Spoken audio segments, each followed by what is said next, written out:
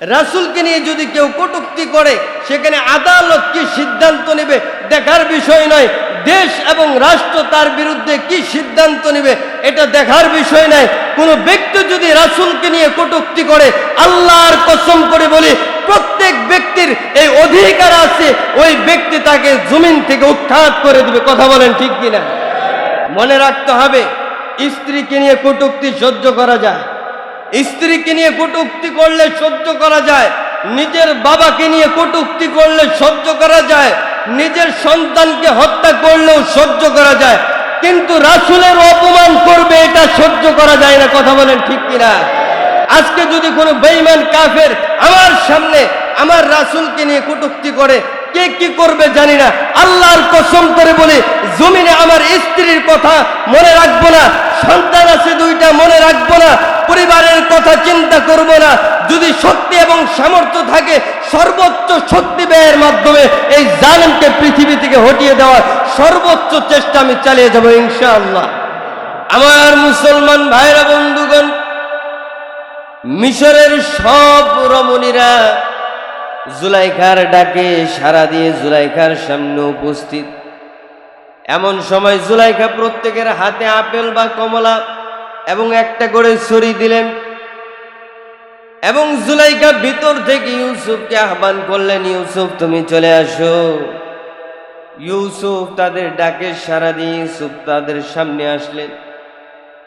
ইউসুফ আলাইহিস সালাতু ওয়াস সালাম যখন পর্দা উন্মোচন করে প্রত্যেকের সামনে আসলেন আর জুলাইখা বলে দিলেন তোমরা হাতের মধ্যে থাকা কমলাটা কাটতে শুরু করো।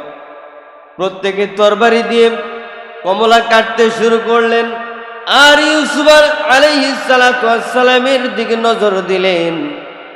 যখন সকলে ইউসুফের দিকে নজর দিলেন আর কমলা লেবু কাটতে শুরু করলেন, কিতাবের মধ্যে লেখা হয় ইউসুফের দিকে তাকিয়েছে, কমলা কাটছে অথবা আপেল কাটতে শুরু করেছে, তাকিয়েছে তো তাকিয়েছে, নজর সরানোর আর খবর নাই। এদিকে কমলা কাটতেছে নাকি হাত কেটে ফেলছে এটার কোনো খবর তাদের মধ্যে ছিল না। সুবহানাল্লাহ। ইউসুফকে দেখে আর দৃষ্টি সরাতে পারেনি, এদিকে কমলা কাটতে গিয়ে নিজের হাত কেটে ফেলেছে, টেরও পায়নি। সুবহানাল্লাহ বলেন। ইউসুফ কত সুন্দর ছিল। আর সাহাবায়ে কেরাম বলেন আমাদের নবী কত সুন্দর ছিল। সাহাবায়ে কেরাম বলেন যদি রাসূলকে কোন ব্যক্তির সামনে উন্মোচন করা হয়, এভাবে যদি পরীক্ষা নেওয়া হয়, প্রত্যেকের হাতে যদি কমলা দেওয়া হয় অথবা আপেল দেওয়া হয়, তাহলে পৃথিবীর মানুষ শুধু হাত কেটে ফেলবে তাই নয়, রাসূলকে দেখতে দেখতে নিজের জীবন উৎসর্গ করে দিবে, টেরও পাবে না। রাসূলকে দেখতে দেখতে নিজের জীবন উৎসর্গ করে দিবে, টেরও পাবে না। কারণ রাসূলের চেহারার মধ্যে মায়াবী আর ভালোবাসার পূর্ণাঙ্গটাই আল্লাহ রাব্বুল আলামিন দিয়ে দিয়েছিলেন। সুবহানাল্লাহ বলে। ইউসুফের চেহারায় আকর্ষণ ছিল, সৌন্দর্যের পরিমাণ বেশি ছিল, কিন্তু রাসূল আকরাম সাল্লাল্লাহু আলাইহি ওয়াসাল্লামের চেহারায় মায়া মমতা আর ভালোবাসা অত্যাধিক এবং সবচাইতে বেশি ছিল। সুবহানাল্লাহ। কাব ইবনে মালিক রাদিয়াল্লাহু তাআলা আনহু বলেন কানা রাসূলুল্লাহ সাল্লাল্লাহু আলাইহি ওয়াসাল্লাম ইযা সাররা ইস্তানারা ওয়াজহুহু হাত্তা কাআন্নাহু কিতাআতুম মিনাল কমর। হযরত কাব ইবনে মালিক রাদিয়াল্লাহু তাআলা আনহু বলেন রাসূল আকরাম সাল্লাল্লাহু আলাইহি ওয়াসাল্লাম যখন নিজের চেহারার সামনে থেকে পর্দা সরিয়ে নিতেন, রাসূল যখন অন্ধকার থেকে আমাদের সামনে আসতেন অথবা রাসূল আকরাম সাল্লাল্লাহু আলাইহি ওয়াসাল্লামের চেহারা যখন আমাদের সামনে উন্মোচিত হতো, তখন আমাদের কাছে মনে হতো অন্ধকার রজনীতে আকাশের পূর্ণিমার চাঁদ আল্লাহ তাআলা উঠিয়ে দিয়েছেন। সুবহানাল্লাহ। কেমন যেন মনে হতো অন্ধকার রজনীতে পূর্ণিমার চাঁদের উদয় হয়েছে। সুবহানাল্লাহ বলেন। আম্মা জান আয়েশা বলেন রাদিয়াল্লাহু তাআলা আনহা, আম্মা জান আয়েশা বলেন আমি অন্ধকার ঘরে যখন আমার অন্ধকার ঘরে যখন রাসূল আগমন করতেন, তখন আমার মনে হতো আমার অন্ধকার ঘরে আল্লাহ রব্বুল আলামিন চাঁদের টুকরাটা এনে দিয়েছেন। সুবহানাল্লাহ। আমার অন্ধকার ঘরে মনে হতো রাসূল সাল্লাল্লাহু আলাইহি ওয়াসাল্লাম আগমনের পরে আল্লাহ রব্বুল আলামিন চাঁদের টুকরাটাই আমার ঘরে ঢুকিয়ে দিয়েছেন। সুবহানাল্লাহ বলেন। তাহলে রাসূল চেহারার দিকে সৌন্দর্যের বিবেচনায় রাসূল অনেক সুন্দর ছিলেন। রাসূলের কামালিয়াত এবং যোগ্যতা কেমন ছিল? রাসূল মানুষ তো মানুষকে যোগ্যতার বিবেচনায় মহব্বত করে, রাসূলের কামালিয়াত বা রাসূলের যোগ্যতা কেমন ছিল? এবার আসেন, আবু জাহেল আসলো রাসূলের কাছে, ভাতিজা বলো দেখি আমার হাতের মধ্যে কি আছে, যদি বলতে পারো আমার হাতের মধ্যে কি আছে তাহলে ভাতিজা বলে দিলাম তুমি যে ধর্মের প্রতি আহ্বান করো আমি সেই ধর্মে চলে যাব। রাসূল বলে দিলেন চাচা যান আপনার হাতে কি আছে সেটা বললে আপনি ঈমান আনবেন। আবু জাহেল বলে হ্যাঁ ভাতিজা আমার হাতে যা আছে যদি বলতে পারো কালিমা পড়ে মুসলমান হয়ে যাব।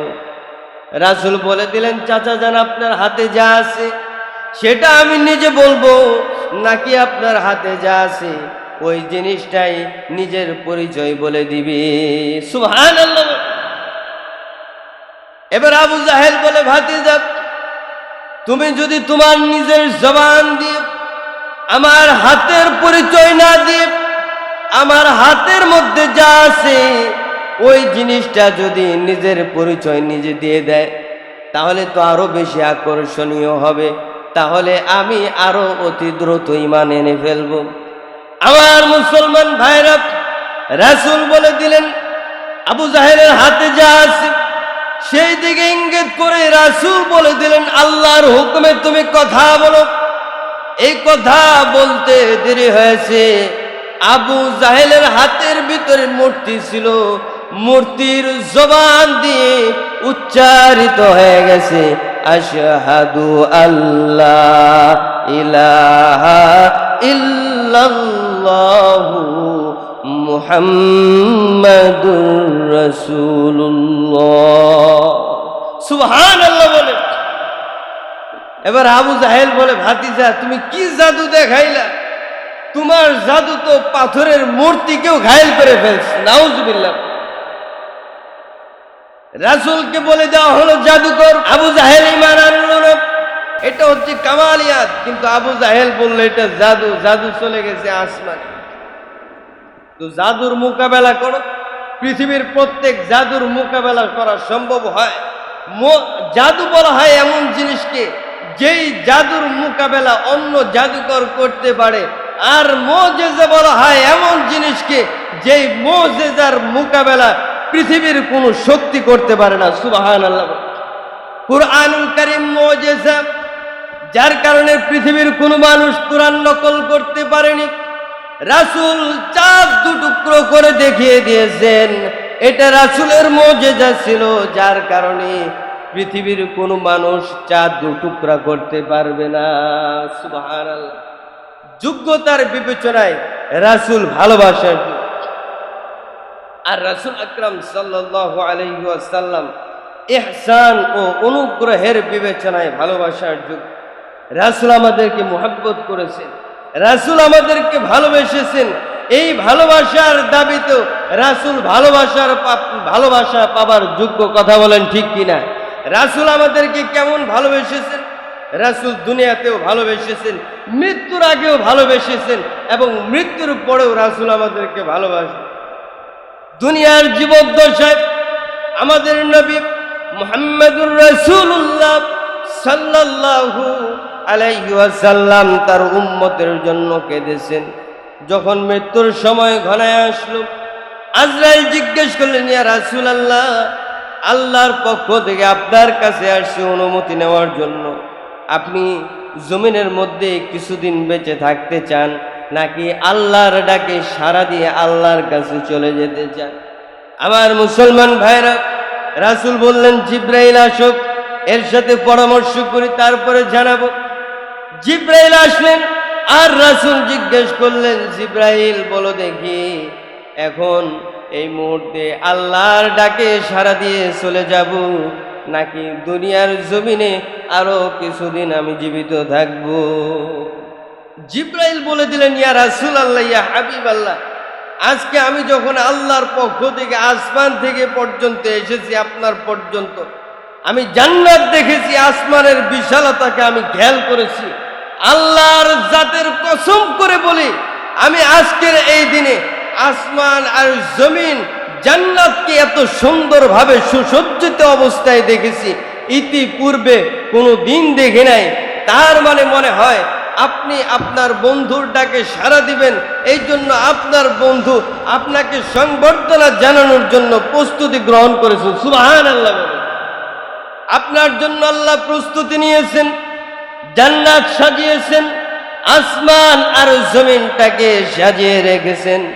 রাসূল বলে দিলেন, জিব্রাইল রে, আমি যদি এখন আল্লাহর ডাকে সাড়া দিয়ে চলে যাই, তাহলে আমার উম্মতের কি হবে?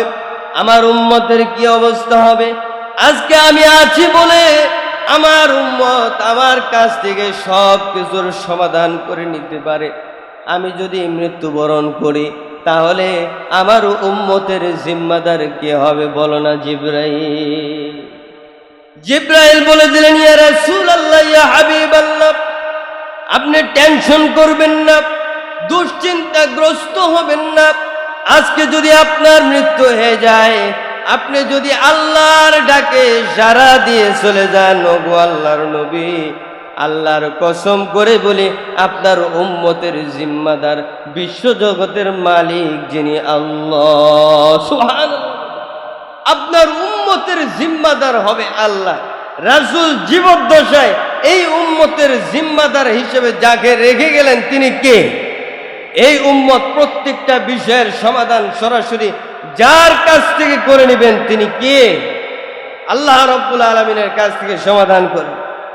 এবার সাহাবায়ে কেরাম জিজ্ঞেস করলেন, ইয়া রাসূলুল্লাহ, আপনি জমিন ত্যাগ করে চলে যাচ্ছেন, মৃত্যু আপনাকে নিয়ে যাবে, আল্লাহর ডাকে সাড়া দিয়ে আল্লাহর কাছে চলে যাচ্ছেন, ইয়া রাসূলুল্লাহ, কাল কিয়ামতের কঠিন ময়দানে, যেখানে লক্ষ কোটি কোটি মানুষের সমাগম হবে, হাজারো কোটি কোটি মানুষ যেখানে অবস্থান করবে, ইয়া রাসূলুল্লাহ, সেই কিয়ামতের কঠিন ময়দানে আপনাকে আমরা কোথায় খুঁজে পাবো? রাসূল বলে দিলেন, তোমরা আমাকে 3 জায়গায় খুঁজে নিও। 1 নাম্বার, মিজানের ওই দাঁড়িপাল্লা, মিজানের দাঁড়িপাল্লার কাছে আমি দাঁড়িয়ে থাকবো, আর আমার উম্মতদেরকে খেয়াল করব। আমার কত উম্মত এই দাঁড়িপাল্লার কাছে আসবে, তাদের আমলগুলাকে ওজন দেওয়া হবে, কিন্তু দুর্ভাগ্যবশত আমার উম্মতের আমলের চাইতে গুনার পরিমাণ বেশি হয়ে যাবে, আর আমি তখন আল্লাহর কাছে সুপারিশ করব।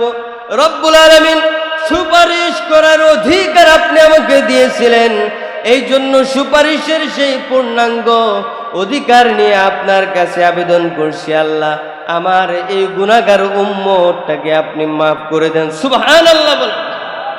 ওই মিজানের দাঁড়িপাল্লার কাছে খুঁজে নিও।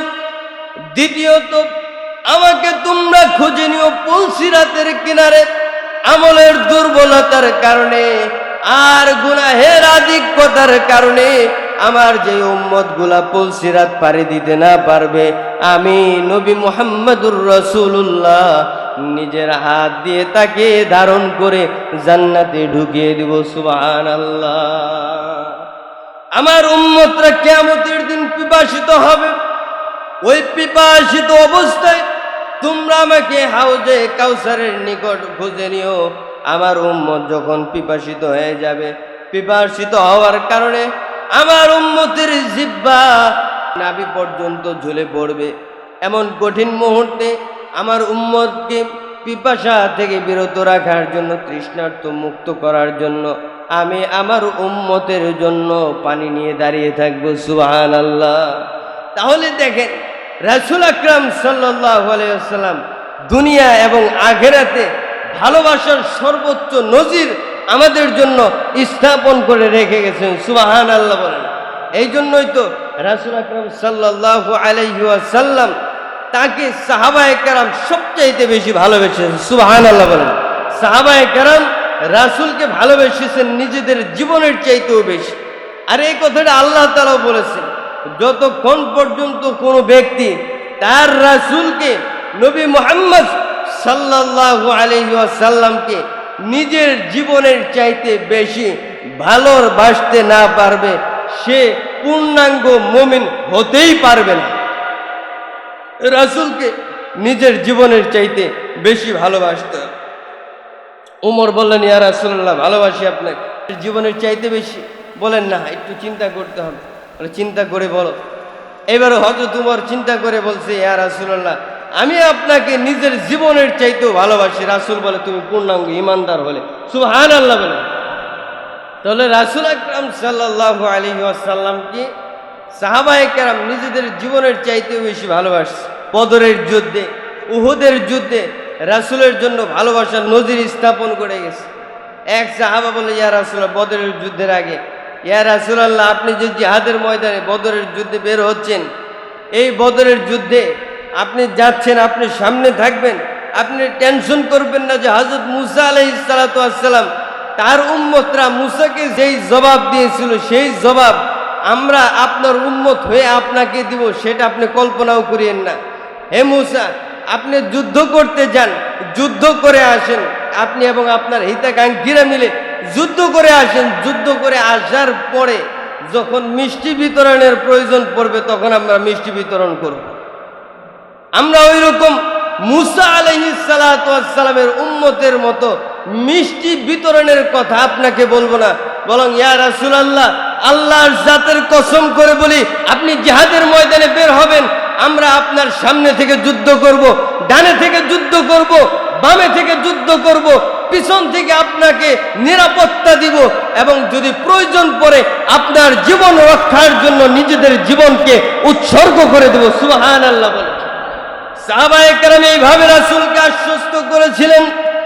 এইভাবে যদি পৃথিবীর কোনো মুসলমান এইভাবে রাসূলের ভালোবাসা প্রকাশ করতে না পারে, তাহলে আল্লাহর কসম করে বলি, সে কোনোদিন মুমিন হতে পারবে না।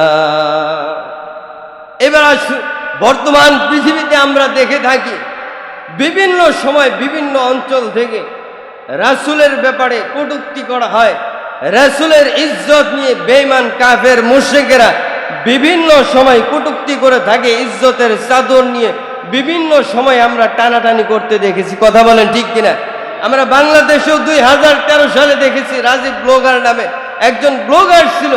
সে গুগল ব্লগের মাধ্যমে, লেখালেখির মাধ্যমে রাসূলের শানে কটূক্তিমূলক শব্দ উচ্চারণ করেছিল। আলহামদুলিল্লাহ, আল্লাহর রহমতে বাংলার তাওহীদি জনতা তাকে জমিন থেকে উৎখাত করে দিয়েছে। পাকিস্তানে এক জালেম রাসূলকে নিয়ে কটূক্তি করেছিল। পাকিস্তানে এক নবীর আশিক তাকে জমিন থেকে উৎখাত করে দিয়েছিল। আমার মুসলমান ভাইরা, রাসূলের মুহাব্বত আর রাসূলের মুহাব্বতের প্রশ্ন যখন আমাদের সামনে চলে আসে, আইনের বিষয়টা কেমন হবে এটা দেখার বিষয় নাই। রাসূলকে নিয়ে যদি কেউ কটূক্তি করে, সেখানে আদালত কি সিদ্ধান্ত নেবে দেখার বিষয় নয়। দেশ এবং রাষ্ট্র তার বিরুদ্ধে কি সিদ্ধান্ত নেবে এটা দেখার বিষয় নাই।